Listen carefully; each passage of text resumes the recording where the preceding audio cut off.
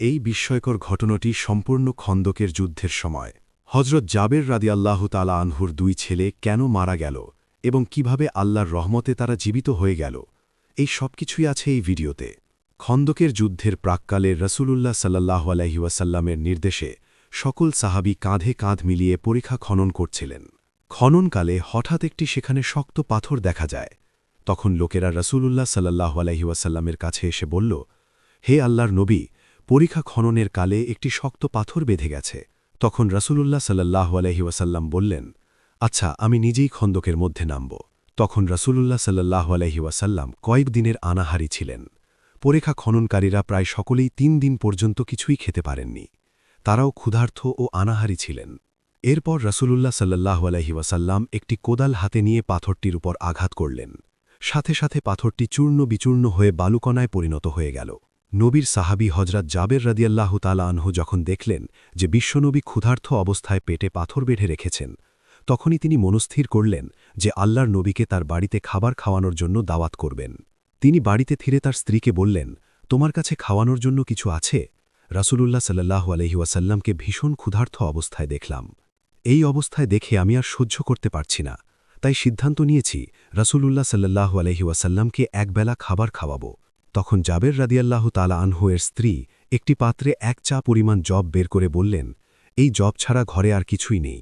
জাবের রাদিয়াল্লাহু তাআলা আনহু তখন তার স্ত্রীকে বললেন, তুমি জবগুলো পিষে রুটি তৈরির জন্য আটা প্রস্তুত করো। এই কথা বলে জাবের রাদিয়াল্লাহু তাআলা আনহু ভাবতে শুরু করলেন যে রুটির তো ব্যবস্থা হয়েই গেল, সাথে যদি আরও কিছু ব্যবস্থা করা যেত তাহলে হয়তো রাসূলুল্লাহ সাল্লাল্লাহু আলাইহি ওয়াসাল্লাম অনেক খুশি হতেন। কিছুক্ষণ পরই তার মনে আসল যে তাদের একটি মোটা তাজা বকরির বাচ্চা আছে। এই কথা ভেবে তিনি নিশ্চিন্ত হলেন। সাথে সাথে এক দৌড়ে তিনি রাসূলুল্লাহ সাল্লাল্লাহু আলাইহি ওয়াসাল্লামের কাছে উপস্থিত হলেন এবং সালাম দিয়ে চুপি চুপি নবী করিম সাল্লাল্লাহু আলাইহি ওয়াসাল্লামকে বললেন, ইয়া রাসূলাল্লাহ, আমি তো গরিব মানুষ, আমার তেমন কোনো সম্পদ নেই, কিন্তু আমার বহুদিনের বাসনা আপনাকে একবেলা আমার বাড়িতে দাওয়াত করে খাওয়াব। যদি আপনি আমার দাওয়াত কবুল করেন। এই কথা শুনে রাসূলুল্লাহ সাল্লাল্লাহু আলাইহি ওয়াসাল্লাম উচ্চস্বরে সকল সাহাবীকে উদ্দেশ্য করে বললেন, শোনো হে সাহাবীরা, তোমরা সকলেই শোনো। আজকে আমার জাবের আমাদের তার বাড়িতে খাবার খাওয়ার জন্য দাওয়াত করেছেন। আমি দাওয়াত কবুল করেছি। তোমরা সকলে জলদি করে কাজ ছেড়ে নাও।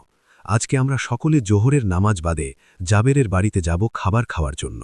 এই কথা শুনে সকল সাহাবীর মুখে হাসি ফুটে উঠল, আর জাবের রাদিয়াল্লাহু তাআলা আনহু অত্যন্ত খুশিতে আটখানা পাগলের মতন হয়ে গেল।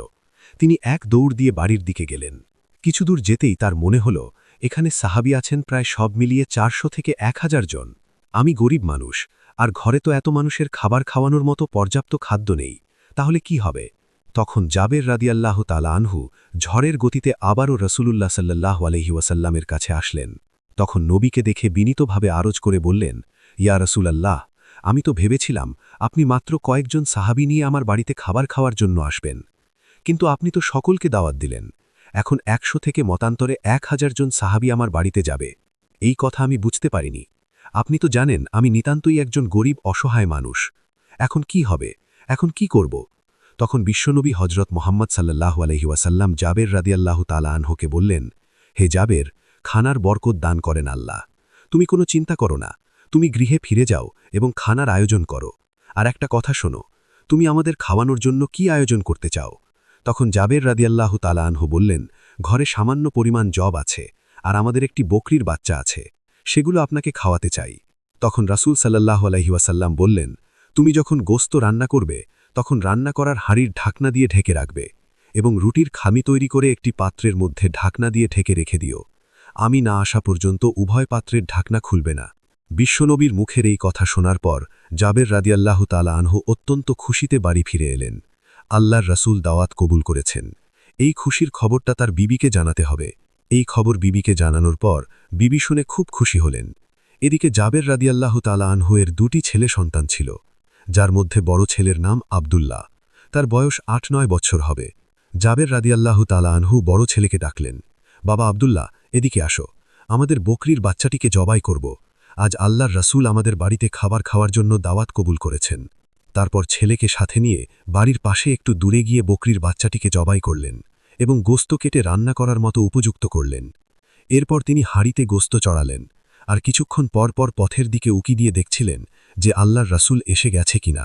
এদিকে জাবের রাদিয়াল্লাহু তাআলা আনহু-এর ছোট ছেলেটি ঘরের মধ্যে তখনও ঘুমিয়েছিল। ঘুম থেকে জেগে সে বকরির বাচ্চাটিকে খুঁজতে শুরু করল, কারণ বকরির বাচ্চাটি ছিল তার অতি প্রিয়, তার সাথে সারাক্ষণ খেলা করত। সেই ছোট্ট শিশুটি চারিদিকে খুঁজে না পেয়ে বড় ভাই আব্দুল্লাহকে জিজ্ঞাসা করল, ভাই, আমাদের বকরির বাচ্চাটি কোথায়? বাচ্চাটিকে তো আমি কোথাও খুঁজে পাচ্ছি না। তখন বড় ভাই বলল, তুমি তো ঘুমিয়েছিলে, তাই তুমি জানো না। আব্বাজান আজ আমাদের বকরির বাচ্চাটিকে জবাই করে দিয়েছে।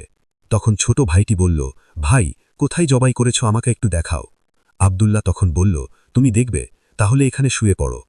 ছোট্ট শিশুটির বয়স 2-3 বৎসর হবে, আর আব্দুল্লার বয়স 8-9 বৎসর হবে। দুজনেই তখন অবুঝ ছিল। বড় ভাই আব্দুল্লার কথা মতো ছোট ভাই শুয়ে পড়ল। যখন ছোট ভাই সেখানে শুয়ে পড়ল, তখন অবুধ আব্দুল্লাহ ছোট ভাইয়ের গলায় সজোরে ছুরি চালিয়ে দিতেই ছোট ভাইয়ের গলা কেটে রক্ত ছিটকে বের হতে লাগল। তার দেহটা ধাপাধাপি করতে লাগল। এই অবস্থা দেখে বড় ভাই অনেক ভয় পেয়ে গেল। ইতিমধ্যে জাবের রাদিয়াল্লাহু তাআলা আনহু আবার সেই পথের দিকে এগিয়ে এলেন, রাসূল সাল্লাল্লাহু আলাইহি ওয়াসাল্লাম আসছে কিনা তা দেখতে। জাবের রাদিয়াল্লাহু তাআলা আনহু-এর আসার শব্দ পেয়ে আব্দুল্লাহ সেখান থেকে ছুটে পালাল এবং একটি খেজুর গাছের মাথার উপর উঠে বসে রইল। যখন জাবের রাদিয়াল্লাহু তাআলা আনহু পাথরের কাছে আসলেন, হঠাৎ করে তার চোখে পড়ল তার ছোট সোনামণি কলিজার টুকরা ছেলেটির উপর। তিনি দেখলেন ধুলার বুকে শুয়ে ছটফট করছে। তিনি দ্রুত গতিতে তার কাছে ছুটে গেলেন, আর সাথে সাথে বুকের ধন আদরের মানিক ছোট শিশুটির বক্ষ পিঞ্জর থেকে পাখিটা উড়ে গেল। ছোট শিশুটির দেহটি স্থির হয়ে গেল। তখন সে শান্ত হয়ে গেল। জাবের রাদিয়াল্লাহু তাআলা আনহু আর বুঝতে বাকি রইল না কিভাবে এই ঘটনা ঘটল। তখন জাবের রাদিয়াল্লাহু তাআলা আনহু আদরের মানিক ছোট শিশুকে বুকে ঝরিয়ে ধরে কান্নায় ভেঙে পড়লেন। আবার নিজেই নিজের মনকে বোঝালেন। তারপর শিশু ছেলেটিকে নিয়ে বিবিকে ডাকতে ডাকতে বাড়ির ভেতরে এলেন। রান্নাঘর থেকে বিবি বেরিয়ে এলেন। তিনি জিজ্ঞাসা করলেন, কি হয়েছে, চিৎকার করছো কেন? তখন কান্না জড়িত কণ্ঠে বললেন, বিবি গো, আমাদের আদরের ধন, বুকের মানিক আর নেই। আমাদের ছেড়ে সে চিরজীবনের জন্য চলে গেছে। বিবি এই কথা শুনে বিবি বললেন, না, এ হতে পারে না। আমি এটা বিশ্বাস করতে পারি না। আমার বুকের প্রিয় ধন আমাদের ছেড়ে চলে যেতে পারে না। জাবের রাদিয়াল্লাহু তাআলা আনহু বিবিকে তখন বোঝালেন, বিবি গো, কেননা সবুর করো, ধৈর্য ধরো, একটুও কাঁদবে না। আজ রাসূলুল্লাহ সাল্লাল্লাহু আলাইহি ওয়াসাল্লাম আমাদের বাড়িতে আসবেন। তিনি এসে যদি আমাদের কান্না ভরা চেহারা দেখেন, তখন তিনি কারণ জানতে চাইবেন। কি জবাব দেব আমরা? তুমি একটুও কাঁদবে না। বিবিকে সান্ত্বনা দিয়ে ছেলেটিকে নিয়ে রান্নাঘরের পিছনে শুইয়ে রেখে দিলেন। একটি কম্বল দিয়ে গায়ের উপর ঢেকে দেয়া হল। এরপর বড় ছেলে আব্দুল্লাহকে খুঁজতে জাবের রাদিয়াল্লাহু তাআলা আনহু আবার পথের দিকে এগিয়ে এলেন। তিনি আব্দুল্লাহকে ডাকতে থাকলেন। আব্দুল্লাহ তখনও খেজুর গাছের মাথার উপর বসে আছে। ছোট ভাই মারা যাওয়ার কারণে সে ভয় পেয়েছে। সে ভাবছে এখন যদি তার বাবা তাকে ধরতে পারে তবে তাকে আর জীবিত রাখবে না। এই ভয়ে সে কোনো সাড়া শব্দ করছে না। চুপটি করে খেজুর গাছের মাথায় বসে রইল। জাবের রাদিয়াল্লাহু তাআলা আনহু আব্দুল্লাহকে না পেয়ে পথের দিকে উঁকি দিয়ে আবার বাড়ির দিকে ফিরে যেতে লাগলেন। আব্দুল্লাহর বাবা একটু দূরে যেতেই তখন আব্দুল্লাহ ভাবল, এখানে থাকা নিরাপদ হবে না। যে কোনো মুহূর্তে আব্বা দেখে ফেলতে পারে, আর যদি একবার দেখে ফেলে তাহলে আর রক্ষা নেই। খেজুর গাছ থেকে নেমে অনেক দূরে পালিয়ে যাওয়ার জন্য যখনই আব্দুল্লাহ খেজুর গাছ থেকে নামতে শুরু করল, কিছুটা নামতেই পা ফুসকে টুপ করে মাটিতে পড়ে গেল এবং প্রচণ্ড আঘাত পেল। জাবের রাদিয়াল্লাহু তাআলা আনহু কি যেন একটি পড়ার শব্দ শুনে পিছনের দিকে ফিরে দেখতে গেলেন। তখন খেজুর গাছের নিচে আব্দুল্লাহ পড়ে ছটফট করছে। তখনই দৌড়ে বড় ছেলে আব্দুল্লাহর কাছে এলেন এবং বুকের মধ্যে জড়িয়ে ধরলেন। ততক্ষণে খেজুর গাছ থেকে পড়ার আঘাত সইতে না পেরে আব্দুল্লাহর প্রাণ পাখিটা পিঞ্জিরা ছেড়ে উড়ে চলে গেল। জাবের রাদিয়াল্লাহু তাআলা আনহু এর কি কান্না! মাত্র কয়েক মুহূর্তের ব্যবধানে অতি আদরের দুইটি বুকের মানিক, তারা দুজনেই মারা গেল। এই দুঃখ, এই কষ্ট সহ্য করা যে কি কঠিন ব্যাপার, কত যে হৃদয় বিদারক ঘটনা, তা বলে বুঝাতে পারব না। বড় ছেলে আব্দুল্লাহকে কোলে করে কাঁদতে কাঁদতে চিৎকার করে আবার বিবিকে ডাকলেন, বিবি গো, তুমি কোথায়? বিবির তখন বুকের মধ্যে বড় কষ্ট। পাথর চাপা দিয়ে রুটি তৈরি করার জন্য আটার খামি তৈরি করছিল। স্বামীর ডাকে চমকে উঠলেন। তাড়াহুড়ো করে রান্নাঘর থেকে বের হয়ে আসলেন। এসে দেখলেন স্বামী তার বড় পুত্র আব্দুল্লাহর নিথর দেহটি বুকের মধ্যে জড়িয়ে ধরে কান্না করছে। এই দৃশ্য দেখে নিজেকে আর ধরে রাখতে পারলেন না। চিৎকার করে বলতে লাগলেন, এ হতে পারে না, আমি বিশ্বাস করতে পারছি না। আজ আল্লাহর রাসূল আমাদের বাড়িতে দাওয়াত কবুল করেছেন, আর আজই আমাদের বুকের মানিক জোড়া এইভাবে আমাদেরকে ফাঁকি দিয়ে চলে যাবে? আমি এটা মানতে পারছি না। তখন জাবের রাদিয়াল্লাহু তাআলা আনহু কিছুটা শান্ত সুরে বিবিকে বললেন, বিবি গো, তুমি এত কান্নাকাটি করো না। ঘটনাটি বুঝতে পারছ না? আমার মন বলছে আমাদের কঠিন পরীক্ষা চলছে। এই পরীক্ষায় আমাদের ফেল করলে হবে না, আমাদের পাশ করতেই হবে। তুমি ধৈর্য ধরো, কান্না করো না, শান্ত হও। ঘরে যাও, খাবার তৈরি করো। এখনই আল্লাহর রাসূল আমাদের বাড়িতে আসবেন। তিনি যদি এসে দেখে তুমি আমি দুজনেই কান্না করছি, তাহলে কিছুতেই তিনি আমাদের বাড়ির খাবার খাবেন না। আমরা তো রাসূলকে আমাদের প্রাণের চেয়েও বেশি ভালোবাসি, এমনকি আমাদের সন্তানের চেয়েও বেশি ভালোবাসি। আমরা কষ্ট পাই তাতে কোনো দুঃখ নেই, কিন্তু আমাদের রাসূলের মনে আমরা কোনো কষ্ট দিতে পারি না, আর পারব না। এই কথা বলে বড় ছেলে আব্দুল্লাহকে নিয়ে রান্নাঘরের পিছনে ছোট ছেলের পাশে শুইয়ে একটি কম্বল দিয়ে ঢেকে দিলেন। বাড়ির মধ্যে প্রবেশ করতেই পথের দিকে লক্ষ্য করে দেখলেন আল্লাহর রাসূল উটের পিঠে সাওয়ার করে তার বাড়ির দিকে আসছেন। পিছনে সাহাবীদের লম্বা লাইন দেখা গেল। তিনি দৌড়ে পথের দিকে গেলেন। রাসূল সাল্লাল্লাহু আলাইহি ওয়াসাল্লামকে ডেকে বললেন, আহলান সাহলান ইয়া রাসূলাল্লাহ, এই বলে স্বাগত জানালেন। এরপর বাড়ির ভিতরে নিয়ে আসলেন। বিবিকে ডেকে বললেন, আল্লাহর রাসূল আমাদের বাড়িতে আগমন করেছে, তাড়াতাড়ি খাবার পরিবেশনের ব্যবস্থা করো। তখন তার স্ত্রী আটার খামিগুলি রাসূল সাল্লাল্লাহু আলাইহি ওয়াসাল্লামের সামনে দিলেন। তিনি তাতে সামান্য একটি লালা মিশিয়ে বরকতের জন্য দোয়া করলেন। এরপর গোশতের পাতিলের কাছে গিয়ে তাতেও সামান্য একটু লালা মিশিয়ে বরকতের জন্য দোয়া করে দিলেন। এরপর বললেন, তুমি চুলার ওপর থেকে এই পাতিলটি না নামিয়ে তুমি তা থেকে তরকারি নিয়ে পরিবেশন করো।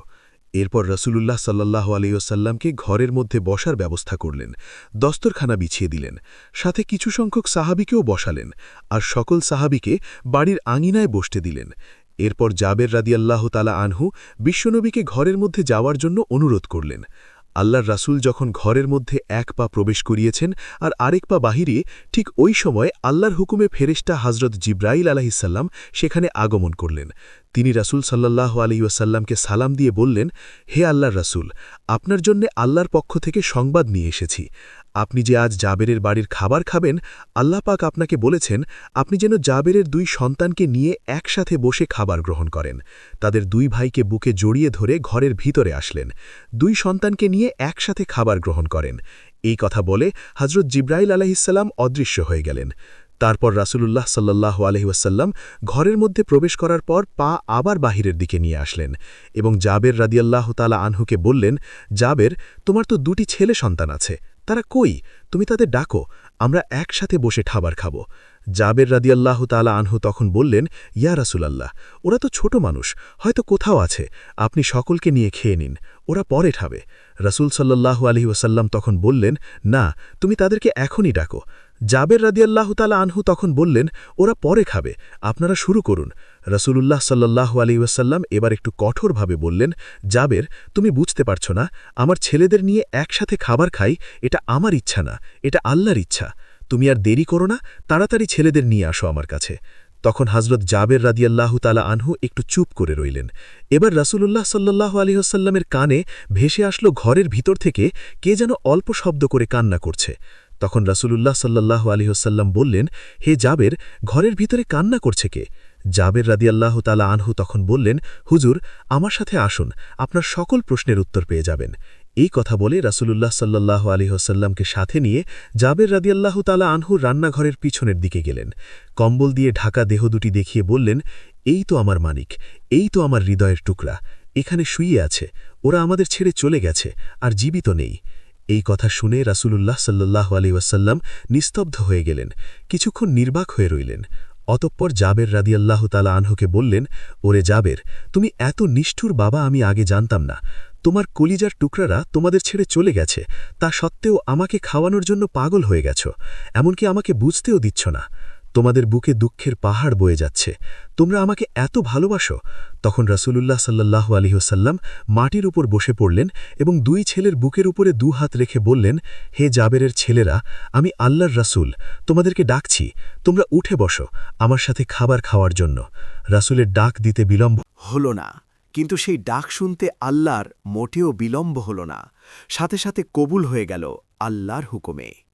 ছেলেদের প্রাণ পাখি আবারও ঘিরে আসল তাদের বক্ষপিঞ্জরে।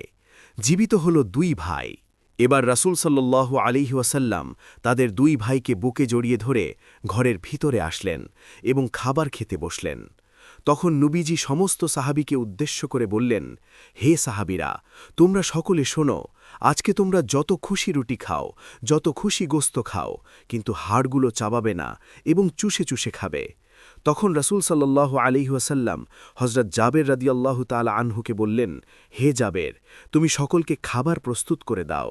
তখন জাবের রাদিয়াল্লাহু তাআলা আনহু খাবারের পাতিল থেকে ঢাকনা সরিয়ে হাড় ঢুকিয়ে তার মধ্য থেকে গোস্ত এবং রুটি সবাইকে দিতে থাকলেন। এরপর সকলে পেট ভরে খাওয়ার পর বিশ্বনবী হযরত জাবেরকে বললেন, হে জাবের, এবার তুমি রুটি এবং গোস্তের ঢাকনা খোলো। হযরত জাবের রাদিয়াল্লাহু তাআলা আনহু রুটি এবং গোস্তের ঢাকনা খুলতেই দেখলেন পূর্বের ন্যায় সমস্ত গোস্তগুলো ডেকের মধ্যে বিদ্যমান রয়েছে, এক টুকরো গোস্ত কমই নেই এবং রুটিগুলো পূর্বের ন্যায় যা ছিল তাই রয়েছে। হযরত জাবের রাদিয়াল্লাহু তাআলা আনহু এই দৃশ্য দেখে অত্যন্ত অবাক হয়ে গেলেন। এরপর বিশ্বনবী হযরত জাবের রাদিয়াল্লাহু তাআলা আনহুকে বললেন, হে জাবের, তুমি গোস্ত খাওয়ার সমস্ত হাড়গুলো আমার সামনে নিয়ে আসো। হযরত জাবের রাদিয়াল্লাহু তাআলা আনহু হাড়গুলো বিশ্বনবীর সামনে এনে উপস্থিত করলেন। এরপর হাড়গুলোকে সামনে রেখে নবীজি আল্লাহর দরবারে দোয়া করলেন। সাথে সাথে জাবের রাদিয়াল্লাহু তাআলা আনহুর ছোট ছেলেটির সেই বকরিটি হাড়গুলোর মধ্য থেকে বের হয়ে এক দৌড় দিল। সুবহানাল্লাহ। এই ছিল সাহাবায়ে কেরামদের নবীর প্রতি ভালোবাসা। একদা হযরত ফাতেমা রাদিয়াল্লাহু তাআলা আনহা জায়নামাজে বসে কাঁদছিলেন। তার দু চোখের পানিতে বুক ভেসে যাচ্ছিল। এমন সময় হযরত মুহাম্মদ সাল্লাল্লাহু আলাইহি ওয়াসাল্লাম ফাতেমার বাড়িতে আগমন করলেন এবং ফাতেমার ঘরে প্রবেশ করে দেখতে পেলেন জায়নামাজে বসে ফাতেমা রাদিয়াল্লাহু তাআলা আনহা অঝরে কাঁদছে। তখন বিশ্বনবী হযরত ফাতেমা রাদিয়াল্লাহু তাআলা আনহাকে উদ্দেশ্য করে বললেন, হে আমার কলিজার টুকরা ফাতেমা, তুমি তোমার জায়নামাজের কোণা উল্টে দেখো। তখন ফাতেমা রাদিয়াল্লাহু তাআলা আনহা তার জায়নামাজের কোণা উল্টে চমকে উঠলেন। তিনি বললেন, এ কি আব্বাজান, এই যে গলিত স্বর্ণের সদর দপ্তর গতিতে বয়ে যাচ্ছে। তখন হযরত মুহাম্মদ সাল্লাল্লাহু আলাইহি ওয়াসাল্লাম বললেন, হে ফাতেমা, তোমার প্রয়োজন মতো স্বর্ণ উঠিয়ে রাখো, তা দ্বারা তোমার সংসার পরিচালনা করো এবং দুনিয়ার আরাম আয়েশ জাকজমক যা ইচ্ছা তাই করতে পারো। দুনিয়ার সুখ শান্তি ক্ষণস্থায়ী, পরকালের সুখ শান্তি চিরস্থায়ী। এখন তুমি বুঝে বলো মা, দুনিয়ার সুখ শান্তি চাও নাকি আখেরাতের সুখ শান্তি চাও? হযরত মুহাম্মদ সাল্লাল্লাহু আলাইহি ওয়াসাল্লামের মুখে এমন কথা শুনে হযরত ফাতেমা রাদিয়াল্লাহু তাআলা আনহা জায়নামাজের কোণা ছেড়ে দিয়ে নবীজিকে বললেন, আব্বাজান, আমার দুনিয়ার সুখ শান্তির কোনো প্রয়োজন নেই, আমি আখেরাতের সুখ শান্তির পিছনে দৌড়াতে চাই। অনুরূপভাবে আরও একদিনের ঘটনা। একদিন ফাতেমা রাদিয়াল্লাহু তাআলা আনহা এমনই দুর্বল হয়ে পড়েছিলেন যে তিনি বিছানা থেকে উঠতে পারছিলেন না। এই ঘটনা হযরত মুহাম্মদ সাল্লাল্লাহু আলাইহি ওয়াসাল্লামের কাছে পৌঁছালে নবী করিম সাল্লাল্লাহু আলাইহি ওয়াসাল্লাম ফাতেমাকে দেখার জন্য তার বাড়িতে তাশরিফ আনলেন। নবী করিম সাল্লাল্লাহু আলাইহি ওয়াসাল্লাম ফাতেমার দরজায় উপস্থিত হয়ে ডাকতে লাগলেন, কিন্তু ভেতর থেকে কোনো আওয়াজ আসছিল না। তিনবারের মাথায় বিশ্বনবী ফাতেমাকে উদ্দেশ্য করে আবারও ডাকতে লাগলেন। তখন ভেতর থেকে হযরত ফাতেমা রাদিয়াল্লাহু তাআলা আনহা জবাব দিলেন, আব্বাগো, আমি কেমনে দরজা খুলব? আমার গায়ে যে ছোট্ট একটি চাদর, পায়ের দিকে ঘোরালে মাথার দিক খালি হয়ে যায়, আর মাথার দিকে ঘোরালে পায়ের দিক খালি হয়ে যায়। তখন বিশ্বনবী দরজার বাইরে থেকে তার মাথার পাগড়িটা নিয়ে দরজার ফাঁক দিয়ে ভিতরে দিয়ে ফাতেমাকে বললেন, মা, আমার রুমালটা মাথার দিকে দিয়ে দাও। তখন ফাতেমা রাদিয়াল্লাহু তাআলা আনহা রুমালটি মাথার দিকে দিয়ে দরজা খুলে দিলেন। তখন বিশ্বনবী ঘরের ভেতরে ঢুকে দেখতে পেলেন মা ফাতেমার চোখ মলিন হয়ে আছে। তখন নবী করিম সাল্লাল্লাহু আলাইহি ওয়াসাল্লাম ফাতেমাকে বললেন, মা, তোমার কি অসুখ হয়েছে? ফাতেমা রাদিয়াল্লাহু তাআলা আনহা তখন নবীজিকে বললেন, আব্বাজান, কয়েকদিন যাবৎ উপোস থাকতে থাকতে ক্ষুধার জ্বালায় মাথা ব্যথায় দুর্বল হয়ে পড়েছি। এটা শুনে হযরত ফাতেমা রাদিয়াল্লাহু তাআলা আনহাকে বিশ্বনবী বললেন, আমিও আজ ৩ দিন যাবৎ উপবাস, অথচ আমি আল্লাহর নিকট তোমার চাইতে অধিক প্রিয়। আমি চাইলে দুনিয়ার সবচাইতে ভালো খাবার আমাকে খাওয়াতেন তিনি, কিন্তু আমি দুনিয়ার উপর আখিরাতকে প্রাধান্য দিয়েছি। তখন বিশ্বনবী হযরত মুহাম্মদ সাল্লাল্লাহু আলাইহি ওয়াসাল্লাম ফাতেমাকে বললেন, হে মা ফাতেমা, ধৈর্য ধরো, নিশ্চয়ই সুসংবাদ রয়েছে। আল্লাহর শপথ করে বলছি, বেহেশতে তুমি হবে রমণীকুলের সর্দারিনী, বেহেশতের চাবি থাকবে তোমার হাতে। বিশ্বনবীর মুখে এমন কথা শুনে হযরত ফাতেমা রাদিয়াল্লাহু তাআলা আনহা চমকে উঠলেন। তিনি বিশ্বনবীকে বললেন, আব্বাজান, তাহলে বিবি মরিয়াম এবং বিবি আসিয়ার কি হবে? তখন নবীজি বললেন, মা, বিবি মরিয়াম তার সময়কার সকল মহিলাদের সর্দারিনী এবং বিবি আসিয়াও তার সময়কার সকল মহিলাদের সর্দারিনী, আর তুমি হলে এখন থেকে নিয়ে কেয়ামত পর্যন্ত যত মহিলা আছেন সকলের সর্দারিনী হিসাবে তুমি বেহেশতে থাকবে। আপনাদের ধন্যবাদ ভিডিওটি শেষ পর্যন্ত দেখার জন্য। ভিডিওটিতে একটি লাইক দিয়ে আপনার মূল্যবান কমেন্ট করে আমাদেরকে আপনার মূল্যবান কথাটি জানান। সেই সাথে আমাদের চ্যানেলটি সাবস্ক্রাইব করে আমাদের পাশে থাকুন।